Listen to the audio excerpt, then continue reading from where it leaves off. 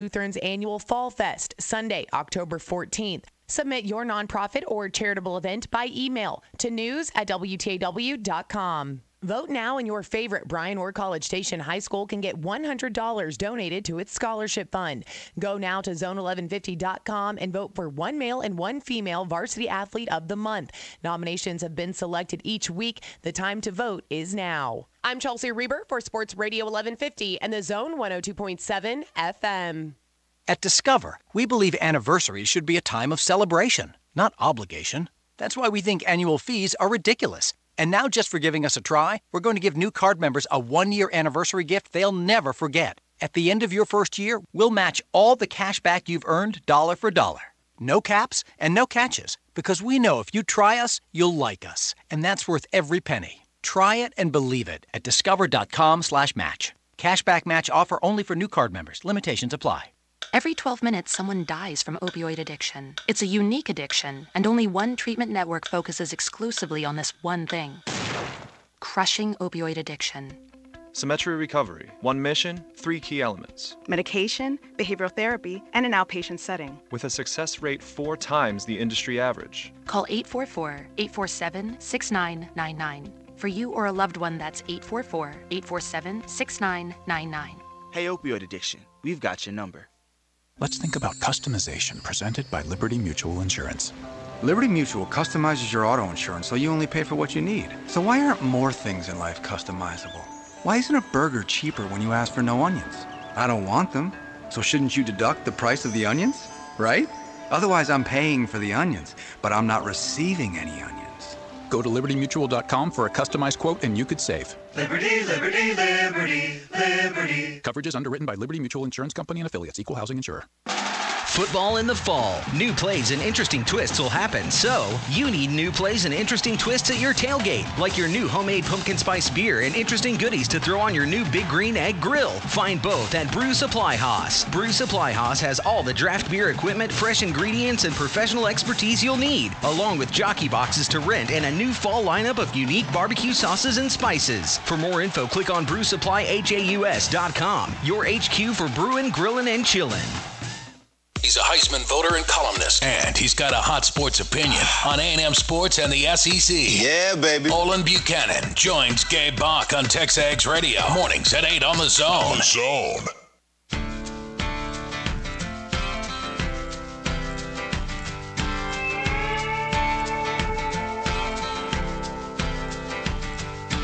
Embers floating on a southbound breeze, somewhere between heaven and the tall pine trees.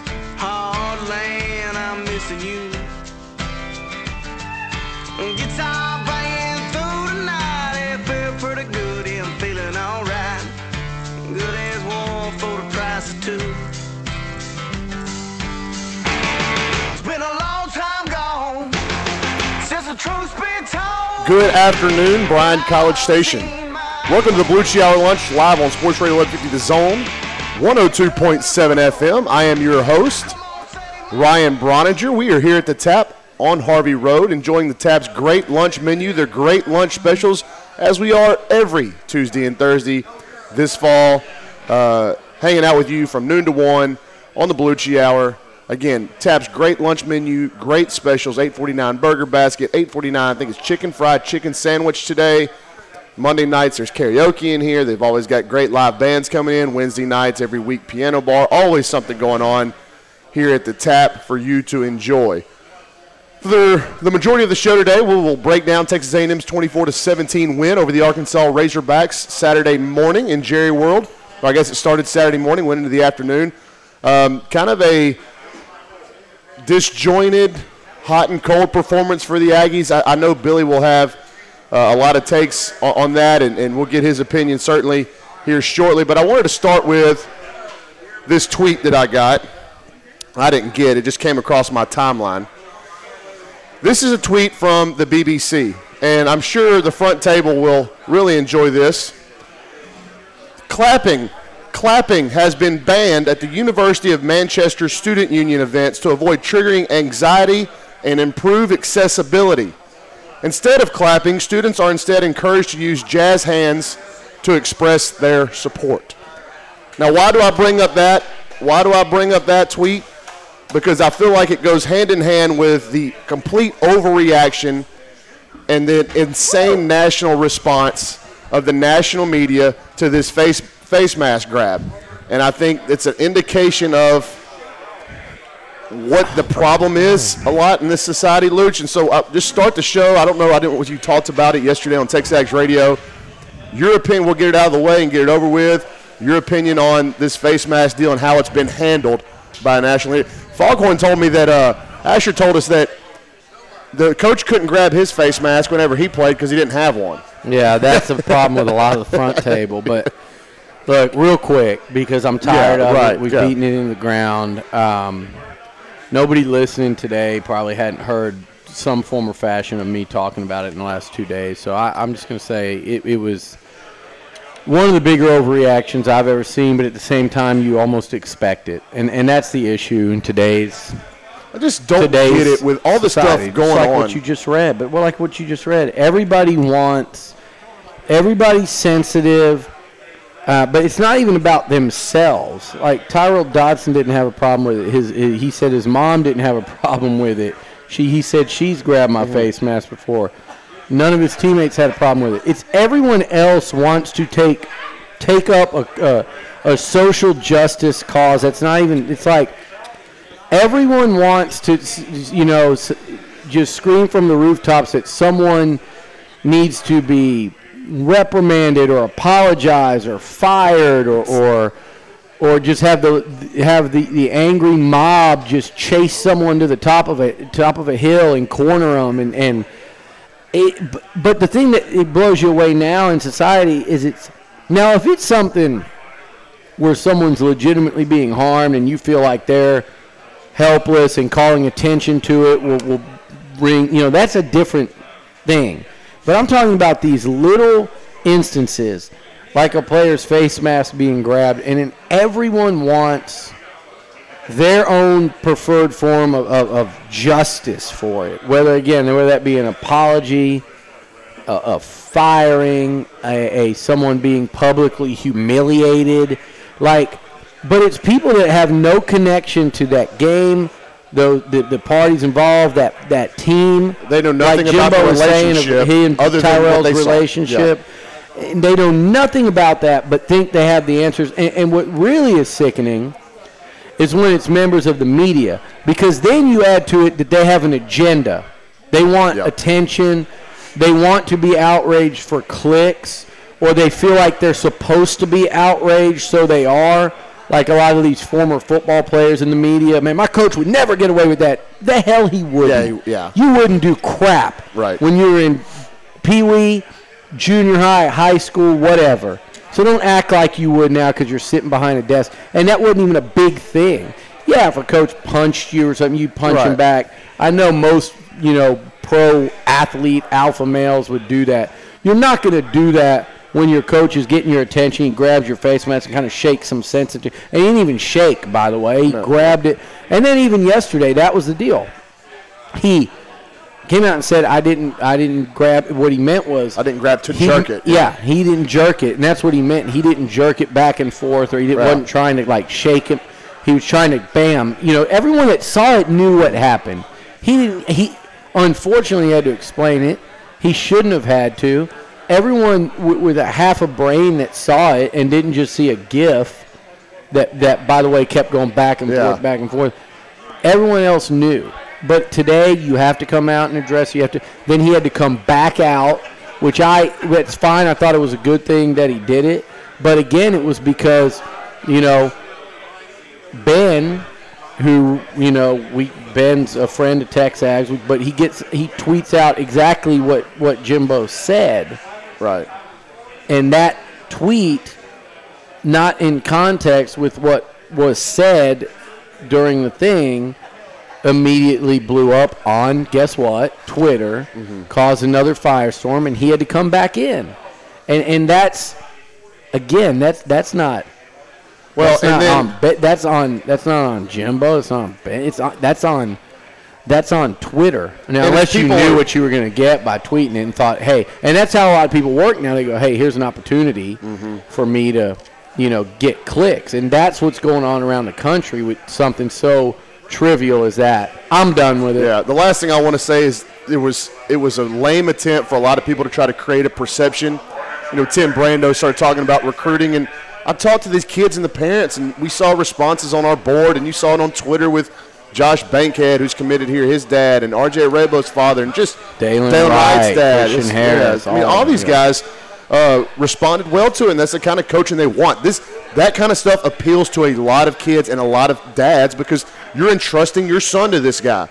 They understood the context of the situation. And last thing, as a coach, when you show emotion, it means it just matters. It's heat of the moment. It matters to Jimbo that he wins. So listen, my big deal is he's showing emotion in that way. Tom Herman kisses his players. It's both emotion, right? And they're both doing it to their players. So why don't you get on him because it's negative emotion? By the way, Tom Herman's is fake for the camera emotion, and he thinks that's good. That's good stuff. Like, man, if I kiss them, it shows them I love them. Do you think I all heard the him say players they don't have father figures. They don't want that. Do you think the players want him kissing them? That's what I'm saying. No. Tyrell probably didn't want Jimbo grabbing his face mask. Here's the thing. It's the same concept. Here's the thing. These guys, all they have to know is this. And I've read enough and talked to enough people to say the answer to this one is an I'm not sure. In Austin, I don't know. I can't tell you if in fact, I lean the other way of them. The players don't think Tom Herman loves them, no matter how much he kisses them. There's something going on there that if they lose some games, it'll flare up and be a problem. They're playing well. Yeah, well, they're playing well against crappy teams. They are. Let me tell you something. TCU's a crap team. Mark it down. Well, they almost lost to Iowa State. Yeah. USC's a crap team. Yeah. Okay. Now, they're benefiting from the schedule. Okay. I don't think TCU and USC are like that much worse than, say, Arkansas. Yeah, they're probably a lot better than Arkansas. But like South Carolina, hell, maybe Mississippi State when it's all said and done. But pick a couple of teams off that SEC schedule and say, if you're A&M, you got to handle your business. So there is some credit for handling business. Now, what I will say though is, with Jimbo, the key is this: you can coach these guys as hard as you can coach them. And they're going to come get your back like you got their back against Clemson, like you get their back, behind closed doors, team meetings and practices. As long as they know that you care about them as individuals and young men, and that 100% that you're making them better. You can't fake that as players, as people. If they believe that about you, you can coach them as hard as you want, and that's what we're seeing. That's a pretty astute observation for a guy that's what? Nothing. That's what? You've been around a lot of pro guys. That's really good. If you never coached, is what I was saying. Oh, no. But you're absolutely true. Like, you can get on kids. I coach no matter, you. I no love matter you what. Up, Bronny, don't I? Not very often. No, you don't kiss me. He doesn't kiss me. Let's get that straight. But you're 100% right. If the kids know that it matters to you and you care, then you can push them and they will respond to that. But they see through fake quicker than anybody. I've heard you push your guys. 100. Yes, I do it. And one of my former players, when I was tweeting back with Tim Brando, one of my former 12 kids tweeted at me, he's like, if this guy would have come and watched some of our 14-year-old practices, Bronny would have been thrown in jail. Yeah, I mean, and here's the thing, too. If my other part to that is, look at what's going on with all these new coaches. Look at Chip Kelly. Look at Scott Frost. Mm-hmm. I don't count Mario Cristobal because he came up through the system. Kevin there Sumlin. At Oregon. Look at Sumlin,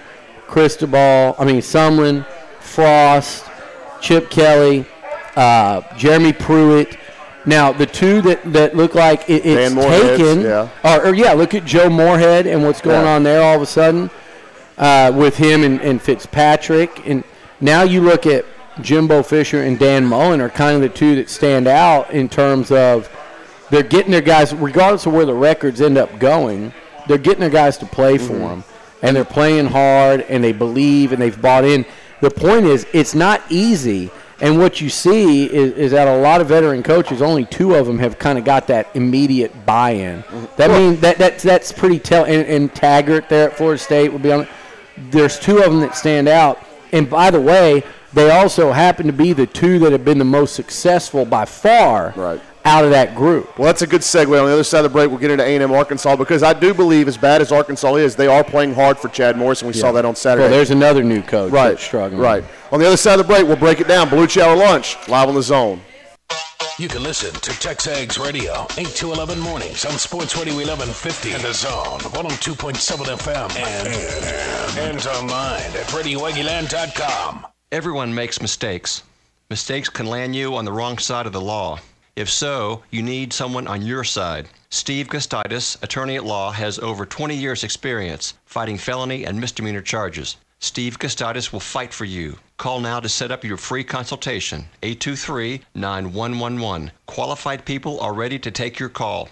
Call 823-9111 or visit GustitisLaw.com to see how Steve Gustitis can put the law on your side. For nearly 2 decades, TexAgs has been the #1 Aggie community online. And thanks to that community, we've been able to grow into so much more. TexAgs is now an industry-leading media company that covers Aggie football, basketball, baseball, and recruiting like nobody else. Our staff of over 30 consistently delivers in-depth analysis, X's and O's breakdowns, award-winning video content, and the most reliable inside information you can find. So if you love the Ags, come check us out at TexAgs.com and become a premium subscriber. TexAgs.com/subscribe. Gage Gandy Bail Bonds. We put your feet back on the streets. Fast professional service with the best rates in town. Gage Gandy Bail Bonds. Open 24/7. Call 979-821-BOND. That's 979-821-2663. Gage Gandy Bail Bonds is Aggie owned and operated, class of 95. Serving the Brazos Valley for over 20 years. Gage Gandy Bail Bonds is located behind the Brazos County Courthouse in Bryan. Call 979-821-BOND. That's 979-821-2663. Or visit GageGandyBailBonds.com. We put your feet back on the streets. Fender benders, parking lot challenges, scrapes, bruises, and bumps. I'm vehicle challenged when it comes to avoiding objects that get in my way. Hi, I'm Mary Mike Hatcher for Oscar & Sons Body Shop. My car is my second office, and it's so important to keep it looking great. Oscar & Sons Body Shop has done just that. As a family affair for over 40 years, they remove cosmetic blemishes to major auto body repair. Google Oscar & Sons. They'll come to you with a free estimate for your repairs. Oscar & Sons Body Shop. They wreck it, we fix it. Hey Aggies, it's a home game weekend, so join us here at the Tap for all your pre- and post-game needs. If you're not up for the heat of a tailgate, then Tapgate with us. Bring the whole family over for the perfect place to grab some food, catch the current SEC action, have a game of bag toss, and much more. The Tap has always been where friends meet before, during, or after the game, and we encourage you to park at the Tap and take the short 5-minute Uber drive to Kyle Field. Gig 'em and see you at the Tap, where we've been serving Aggies since 1990. On Sports Talk, you never know who will show up on the other end of the phone line, like Aggie Hall of Famer Dat Wynn. Everybody asked me, what do you think about this team? What do you think about Coach Fisher? As a colleague, conversation I have with him, he's a football coach, football #1 thing, and he's going to impact these young men to be better human beings in society when they're done playing. Sports Talk, great guests, great conversation. Weekdays from 4 to 6 on Sports Radio 1150 in the Zone 102.7 FM.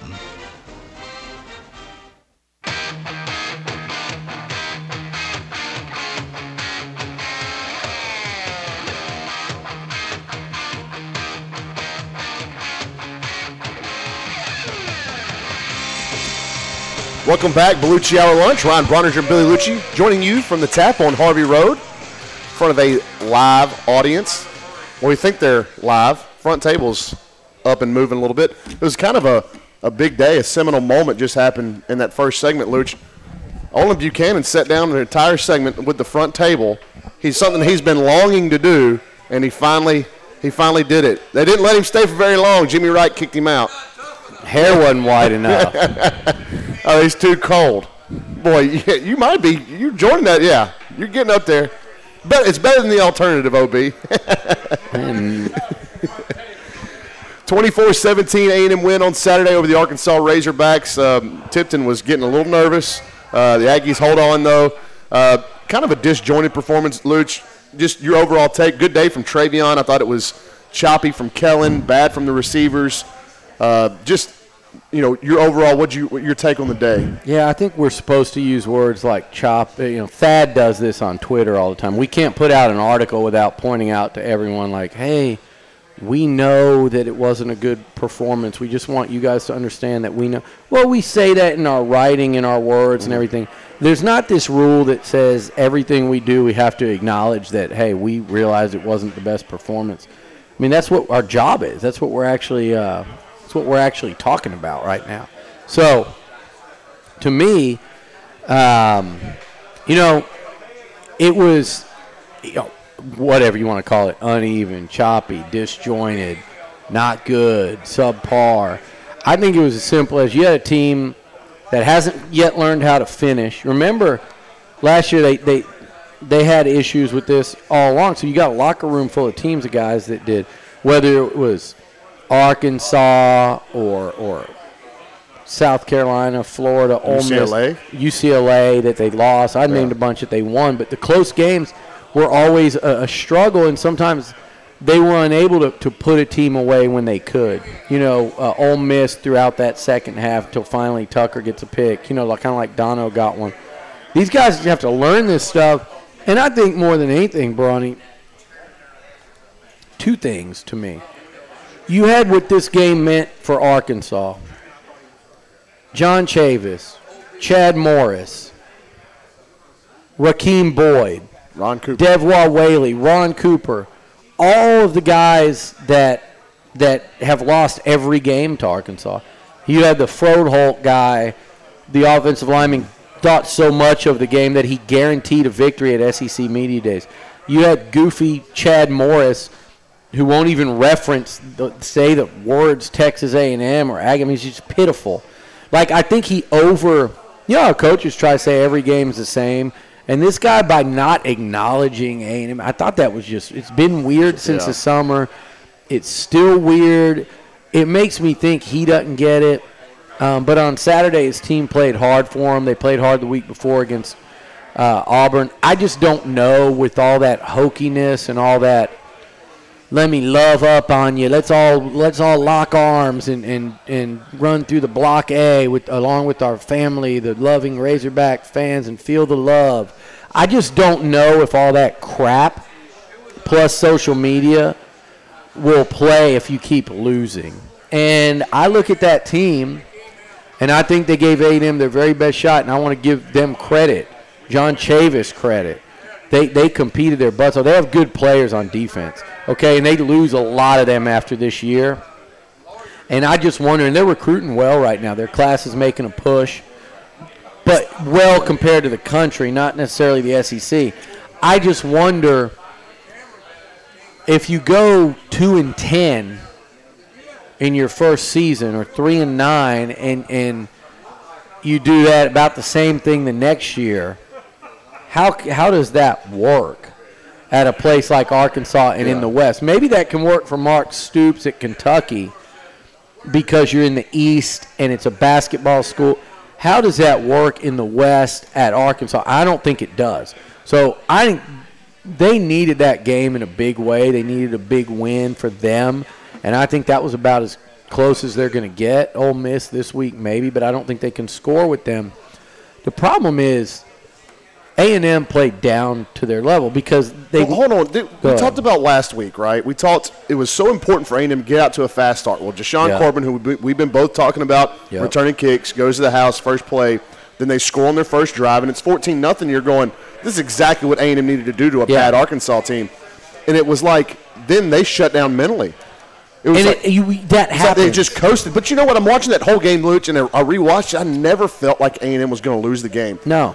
Not until I didn't feel threatened until Arkansas had the ball in that last possession. The only time I was sitting there going, they're going to screw around and lose this was when, or they're putting themselves in position to screw around and lose it, was when you let Arkansas score that quickly to cut it back to 7. Mm-hmm. They scored that quickly. Then it was like, okay, now you see where it happens because A&M's got to get, like Jimbo said, they didn't have to get one first, and they had to get 2 first downs to run out the clock and not give Arkansas time. And it was just the momentum had completely seemed to shift, at least on Arkansas' sideline. A&M never panicked, but on Arkansas' sideline, you gave them life and gave them belief. Sure enough, they get the ball back. and they had time to get it done, but they couldn't. And I think Chad Morris would have gone for 2, frankly. Oh, I was saying that too. I was sitting with Evan Ike saying that they score, they're going for 2. Why wouldn't you? If I was a head coach, I'd tell my team that.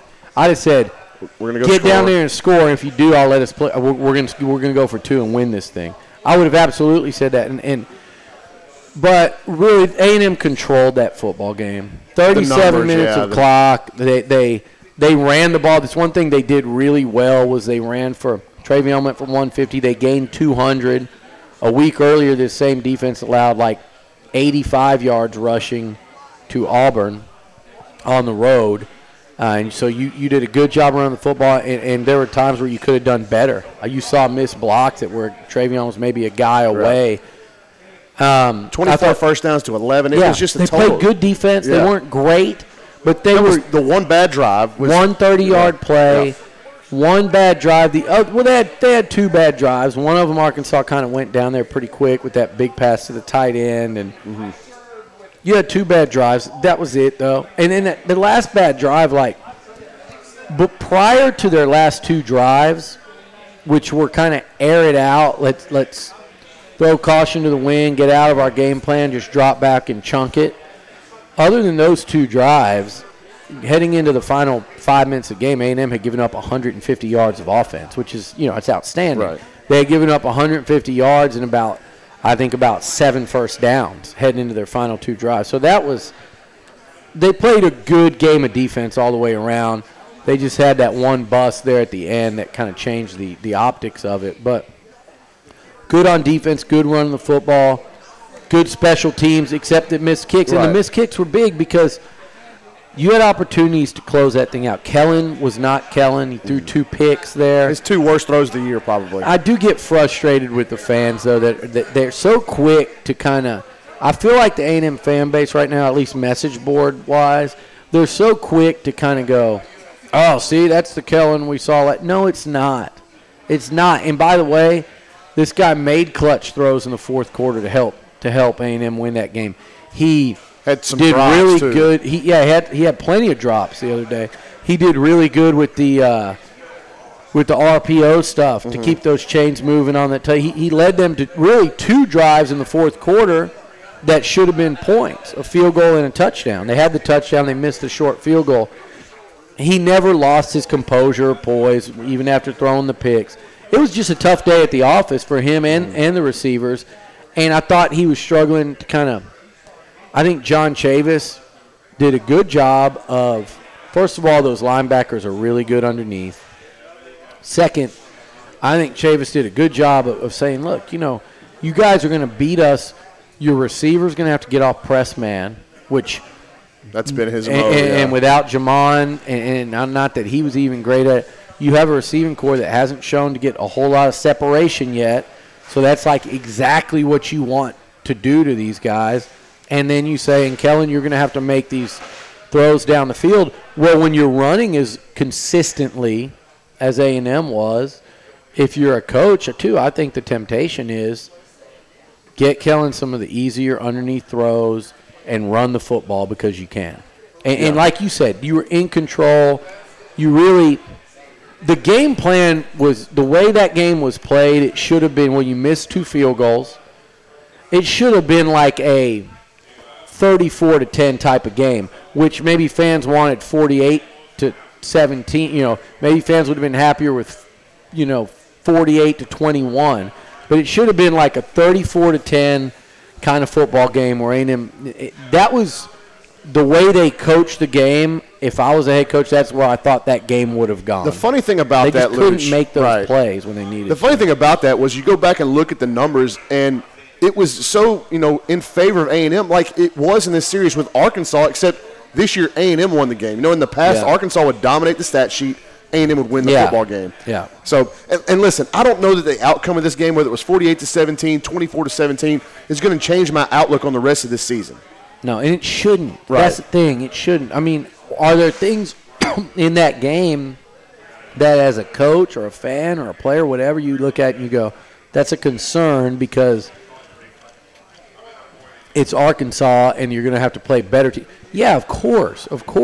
But you don't take how a team performed in this one little window and say they've regressed or this quarterback's regressed.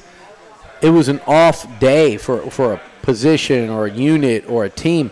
What start number was that for Kellen? In his career? I don't know, probably 10. Yeah. But the thing is, too, Bronny, they're coming off of Alabama. They're playing a team that everyone in that locker room has beaten, whether it's 0-1 or 1, 2, or 3 times. Everyone in that locker room's beaten them. They see that they lost by 4 touchdowns to North Texas. No matter what you try to sell on that Auburn game, they lost 34-3. All these things, and on top of that, they're a 21-point favorite, 3-touchdown favorite. It is hard to go in there, and then you jump out 17-0. Yeah. I think they just kind of they throttled back. Not that we did our job and it's over. Well, they throttled back enough to where they were unable to make those plays to finish. Kick the field goal to go up 20-7 at halftime.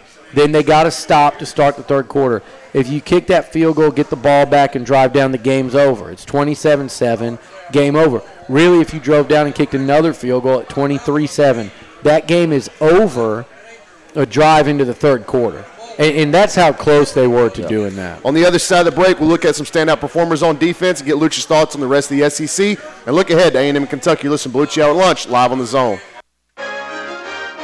From News Talk 1620 WTAW, I'm Chelsea Reber with a news update on Sports Radio 1150 in the Zone 102.7 FM.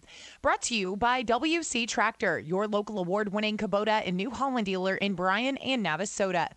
Bryan School Board members are moving forward on the district's new Career and Technology Center. CTE Director David Reynolds received no opposition to next year's offerings of automotive, construction, industrial engineering, and welding programs.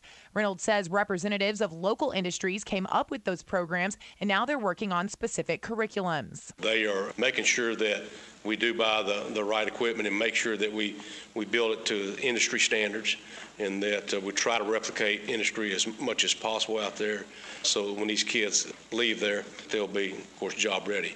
The board approved the administration's request to possibly name the center without a person's name attached and possibly use a person's name for a building inside the center.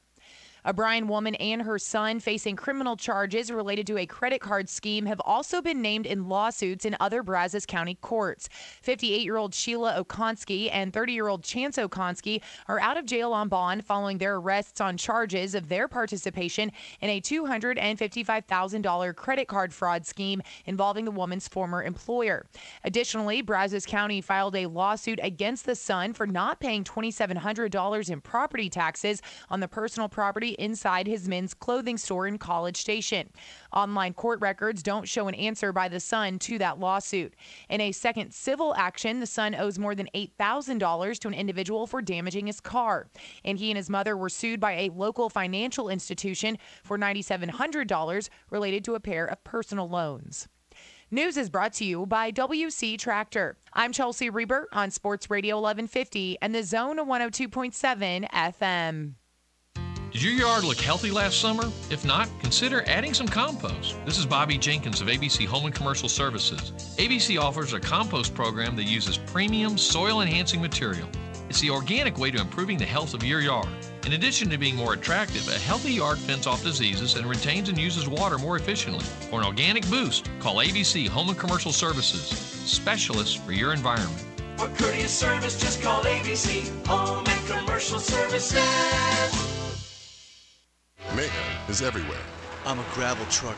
I'm busy laying the foundation for your city's newest suburb. You're stuck behind me, and I'm about to make it rain. Rocks. Now you're swerving, but there's no avoiding this downpour. Better watch out for that guardrail. So get Allstate, where agents help protect you from mayhem. Like me. Call Class of 82 BCS Allstate agent Jerry Anderson at 764-0015. Subject to terms, conditions, availability, and coverage selected. Allstate Fire and Casualty Insurance Company. Gabe Bach. His impersonations aren't great, but he also can't sing. Thankfully, he's talking Aggie sports, and only on TexAgs Radio. TexAgs Radio. Weekdays 8 till 11 on the Zone.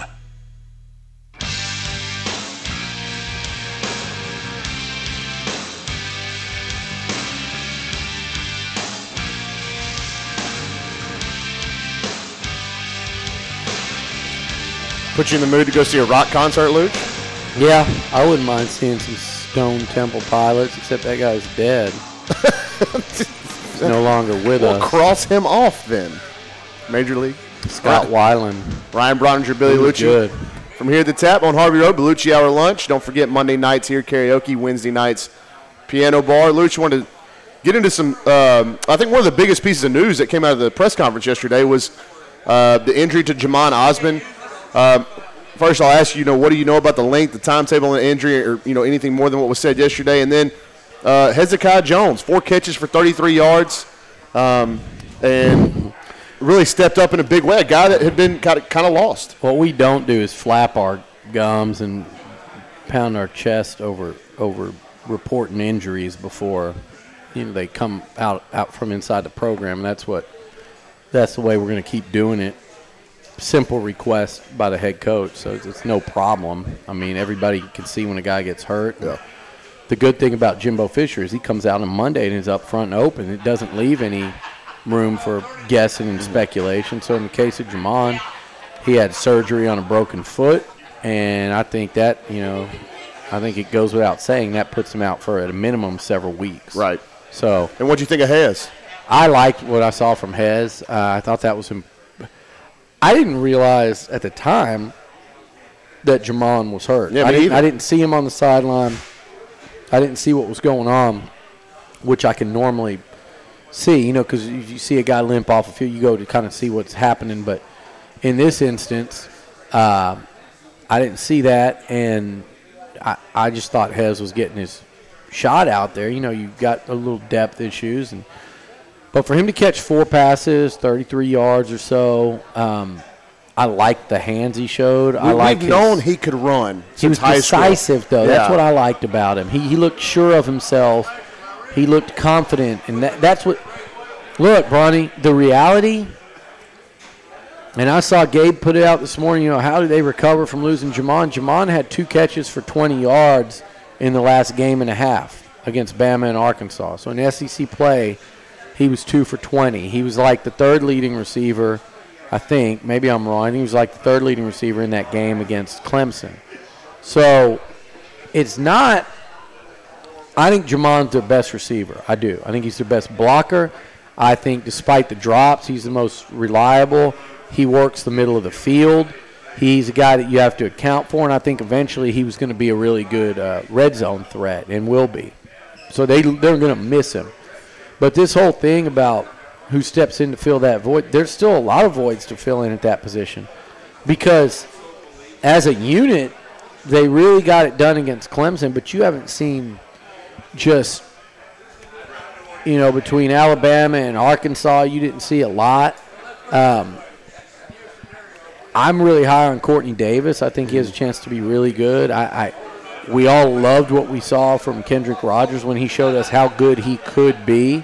Cameron Buckley, just steady Eddie. Cam Buckley's steady as hell. Yeah. But who in that receiving core has shown that, look, they can be counted on week after week after week after week to produce at a high level? Maybe Buckley. Mm-hmm. But it's going to take a lot more than that. Sternberger's your guy. Yeah, but, I mean – to me, the easiest thing to do is take away a tight end. If you're committed to doing that, you got to be committed. Though most teams don't want to commit to it. If you're now maybe they can. If you're going to cover Jace 1-on-1, you're going to have a problem. Right.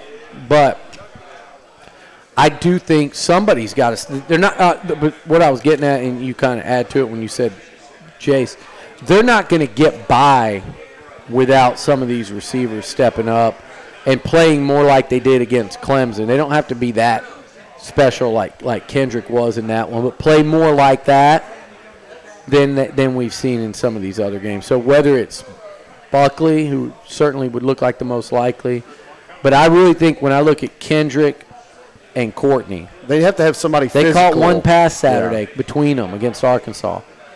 Now, Kendrick got interfered with once and probably interfered with on that last throw that wasn't called, but they've got one of those two guys has to step up, in my opinion. And if they don't, maybe it's Hez. I mean, maybe that was something, just a little something. Plus, like you said, we know he's fast. And maybe the he can wheels be have that never guy. been the issue. It was always coming out of high school. It was like, is he going to catch the football on a consistent basis? If he's going to do that, he really does add a speed element to this receiving core that you don't have. Maybe he could be that guy that can take the top off for you. Yep. And would it surprise you that it wasn't Jalen Preston? I mean, no. Probably sounds like he's a little bit behind on the playbook maybe. Yeah, it doesn't surprise. He's a true freshman. And I think they're going – I believe in what Damian Craig's doing. I believe Damian Craig's a really good coach. They'll get better. Yeah, I think so too. But I think that I'm confident in that. I mean, here's the point of it all. I guess I could sum it up by saying Damian Craig's working with an insane amount of inexperience right now. You take Jamon Osmond and his 50, probably 60-something career catches out of there. Heading into the season, Hez Jones caught a couple passes. Courtney Davis had none. Kendrick Rogers had a couple. Rashad Paul had a couple. Jay Sternberg and Trevor Wood had none. Buck was the only one that had. Cam Buckley. Yeah. I think you might have been looking at less than 20 catches combined from the entire group out there. You know, certainly less than 25 catches total from the entire group on that football field outside of Jamon Osmond. So now you're getting into mid-season, so these guys all have a half season on their belt. That's an insane amount of inexperience for Damian Craig to work with, and it shows at times. And I think it's going to, the concern is that will it continue to show? Because now they're going up against a veteran Kentucky secondary this weekend. I mean, so it's not an optimal situation at all. I think we'd be remiss to not flip over the other side of the ball and talk about just the kind of season or half season that Dalen Mack has put together. Best player on the field for A&M defense on Saturday, I thought. I wouldn't disagree with that, although I wouldn't disagree with that, but then there's Kingsley Keke and Justin Matabike. So I take your pick. It's been really fun to watch those guys play, and really it's a feel-good story with Dalen. Like, it's a guy that you pull forward. He's a good kid. Yeah. And maybe it's just him and Elijah Robinson have finally clicked or seen your life. Absolutely. Yeah. He told me that. I asked Dalen that right at the beginning of the season, and he smiled when I asked him. He said, yeah, that's, I mean, look. Bobby Brown looked good. They've got some dudes on that defensive front front Brown's now. played a lot the last 2 weeks. Those four guys, I mean, you're talking about, and that's with Peavy. I saw Peavy out there a little bit. Peavy's not even yet. Remember, Peavy missed the spring with an injury in a lot of the offseason. So, but he's a guy that maybe by mid-season all of a sudden you look up and he's adding to that depth. Mohamed Diallo hadn't played yet. Maybe he's a guy, although I wonder about his ability to possibly redshirt. Well, you wonder about him coming in, how much football knowledge he had, and how difficult this has been for him to pick up. He's a work in progress, but I'll tell you what, you ask people inside there, and they'll tell you when they have Freak to go. show. Well, and not only that, but if you want to try to block him one-on-one, good luck with it, because you're not. He just has to learn the whole. And that's the same deal with Jalen Preston. When you're talking about that, it's like Jashawn Corbin. Everybody's been saying, we got to get Corbin back there, get Corbin back there, get Corbin back there. Are you impressing yourself? No, because I've been saying since they signed him, I said when they offered him and you didn't like the offer. That's so far. We go out to Florida. You got to go out to Florida to get a small running back. There's Tennessee and TCU. There's people that are going to believe that. Tennessee and TCU want him, Billy. No, Bronny didn't say that, but a lot of people did. A lot of people, when we were writing about him, aren't excited about a guy out of Florida that wasn't a five-star. But I said from the beginning, I thought the dude was good enough where he could play running back, receiver, safety, return man. And then when he got here, all you heard was how talented he was and how explosive he was.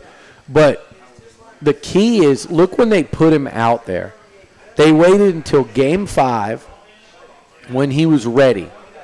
When he was ready to go out there and make an impact, and he did. He got a few carries against Alabama just to say, here, go in there in this environment, get a couple touches. Let you get hit, let you go out there. They eased him into things. They played him in the first game, not against Clemson. Now he's ready to be on kick return. I think eventually he'll be ready to be on punt return. But they eased him into it. You're seeing this more. Like Glenn Beal played a lot. Glenn Beal. Maybe this is the process for Jalen Preston will eventually be there. But they're not going to put guys out there when they're not ready. Because, A, you don't want to do that to them and their confidence.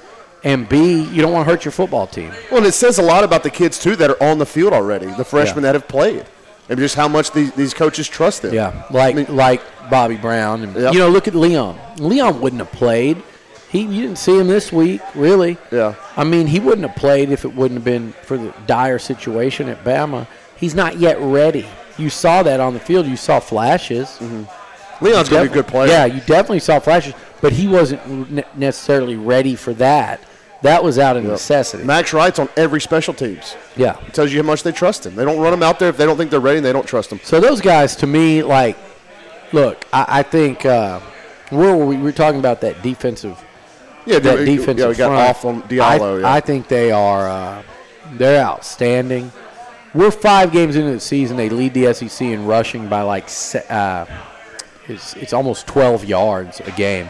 And they've played they've played Bama and Clemson. Mm-hmm. It's not like they're padding numbers here because they played Arizona State and held them to negative yards rushing and had 18 sacks.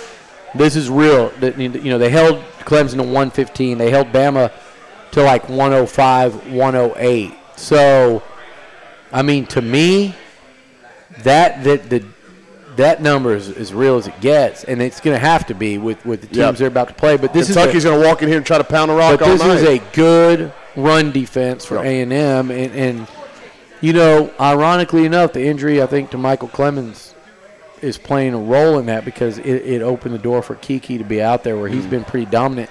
The pass rush got a lot better this week too. I mean, I know it's against Arkansas, but still, it's 5 sacks. I noticed Georgia and South Carolina ranked dead last in the league. They both only have 7 sacks. That was a surprising number. But the Aggies now have 10. They doubled their season total with the season high 5 against Arkansas. And here's the thing. Oh, my gosh. You sack them 5 times, and the DBs look better. Yeah, true. And here's the thing I thought of, too. 5 sacks, 9 tackles for loss. 7 of those TFLs and all 5 sacks came from your front 4, your starting front 4. Yeah. That's a good number. Landis Durham getting involved was important. On the other side of the break, we'll close the show with some questions from here at the tap. You listen to Beliucci Hour Lunch, live on The Zone. You're listening to The Zone FM 102.7 and Sports Radio 1150.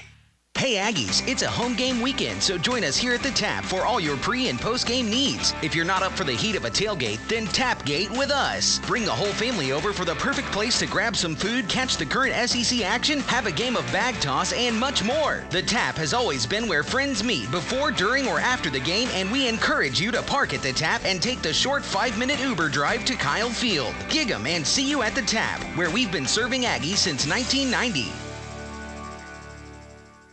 For nearly 2 decades, TexAgs has been the #1 Aggie community online. And thanks to that community, we've been able to grow into so much more. TexAgs is now an industry-leading media company that covers Aggie football, basketball, baseball, and recruiting like nobody else. Our staff of over 30 consistently delivers in-depth analysis, X's and O's breakdowns, award-winning video content, and the most reliable inside information you can find. So if you love the Ags, come check us out at TexAgs.com and become a premium subscriber. TexAgs.com/subscribe. Be good to your vehicle, and it'll be good to you. Hi, I'm Gabriel Garcia from Traditions Mobile One Oil and Lube. And while that's a simple concept, it's so true. We're a full-service oil and lube shop with years of experience. And that experience tells us to always go the extra mile for our customers. Like topping off fluids for free on most vehicles and free tire pressure checks. See Traditions Mobile One Oil and Lube on Villa Maria at 2818 next to Raleigh Car Wash or at East William J. Bryan next to the main post office. As a child, you remember the day you got your braces off. As a parent, you remember the day the braces went on. Dr. Elms works to make the time in between as productive and enjoyable as possible. Experience tells Dr. Elms the best treatment plan. A great office and staff ensures a great experience, and the convenience of a free shuttle makes the appointments easy and fun. Ask your friends, read our reviews. drelms.com. You like golf? Or maybe a little 42? or both? Then check out the Hearn Chamber of Commerce 2018 Sticks and Stones Golf and 42 Domino Tourney on October 20th and 21st, sponsored in part by Robertson County Farm Bureau. First place golf team wins $1,000. First place domino team wins $750, and both pay out the top 3 places, plus a hole-in-one car giveaway. For more details, go to hearnchamber.org.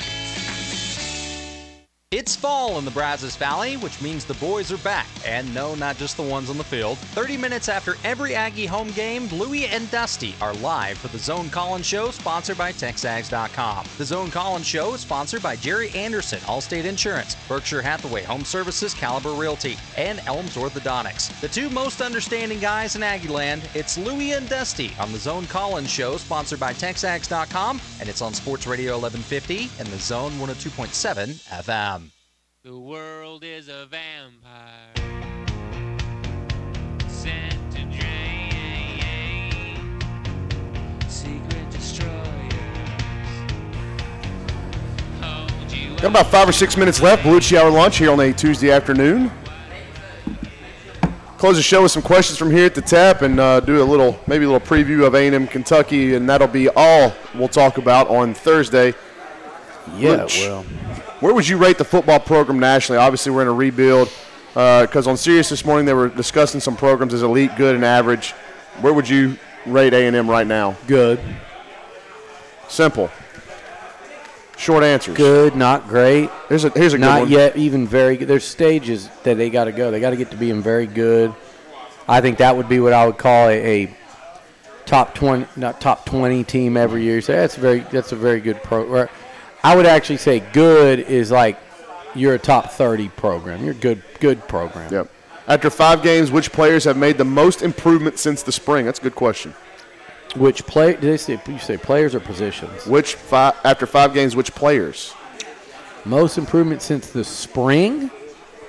I'd say that Kellen Mond, without question, is probably number 1. I believe it or not, Donovan Wilson is on there because Dono was not Dono in the spring. And I think there were probably some questions like, was he as good as people were advertising? Because he was coming back from that foot injury. Now he's playing his tail off. Dalen Mack? Dalen Mack would be there with Kellen as number 1. Yeah.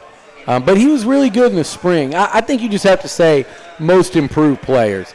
Dalen, remember, they all talked about how good he was in the spring. So I think you just have to say most improved. And you can call it whatever you want. But it's Kellen Mond, Dalen Mack.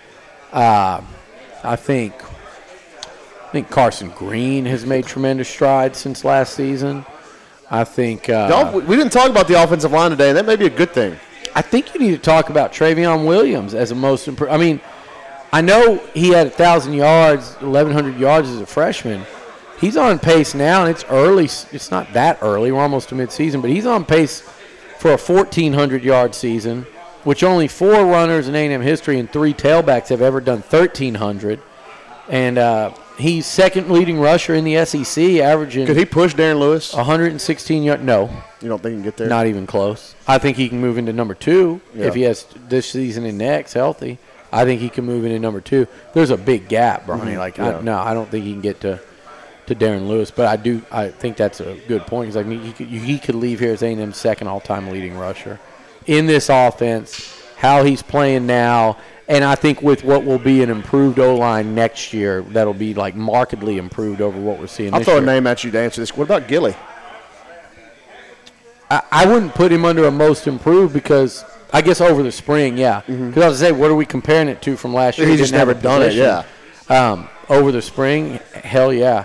I mean, he's still – and here's the thing. Him, Jace, and Trevor Wood, that kind of perimeter blocking at times, they miss guys. I watched a play the other day, and it's not. I know I heard Jimbo say that Gilly did that. I saw a play where Jace did that, where he pulled, and he had one guy he could have blocked, and he kind of passed up on him and went after the other guy and missed that other guy, and that guy made both those guys kind of combined to make the tackle. Had it been the first one, Travion could have shaken it. Had it been the second guy, he could have, eluded him. So, again, that's just inexperience. I mean, none of those 3 Gilly's never played offense. Jace was just strictly a pass-catching tight end. He hasn't played at this level. and Trevor Wood was in an offense that didn't even utilize his position, so much so that he was a defensive end in their bowl game. So it is an area where, although I would like to see them taking faster strides forward, it is an area where you could say, hey, in the second half of the season, they could be a lot better. Yeah, obviously, in the terms more they of their do perimeter blocking. And let me tell you something, against Clemson and Arkansas, it really stood out to me. And I don't really know if it was the case against Bama, but I definitely saw it against Clemson and Arkansas, where there's like one block away from Travion having a really big run, and I think he could have even bigger numbers than he does. When those blocks start happening, that's when you're going to see him going to the house from 40 or 50. 20 seconds. Is Kentucky living a lie, or you believe in them? Oh, I think they're legit. I don't think they're a playoff contender or anything, but I think you look at that football team, and we'll talk about it Thursday. They're veteran, very, very veteran on the O-line and in the secondary. They got a playmaking linebacker that'll miss the first half. They got the best pure edge rusher in the SEC in Josh Allen. They've got the leading running back in the SEC by a long shot, and he's a damn good one in Benny Snell. And they've got a quarterback that can beat you with his legs. He can't beat you throwing it unless they suck you in with his running and Benny Snell. So from that standpoint, they're dangerous there too. And they're well coached. And let me tell you what we're going to talk about Thursday. They're physical. They're nasty. They walk the line of being a dirty football team. And because of that, Mississippi State had something like 16 penalties against them. South Carolina had 11. They're physical and nasty and dirty, and they kind of take you out of your game plan if you're not ready for it. So this is a tough test for A&M, but it's still one that I believe the Aggies can win. All right, we'll talk about it on Thursday. Louis on the other side of the break. Beliucci Hour Lunch, live on the Zone.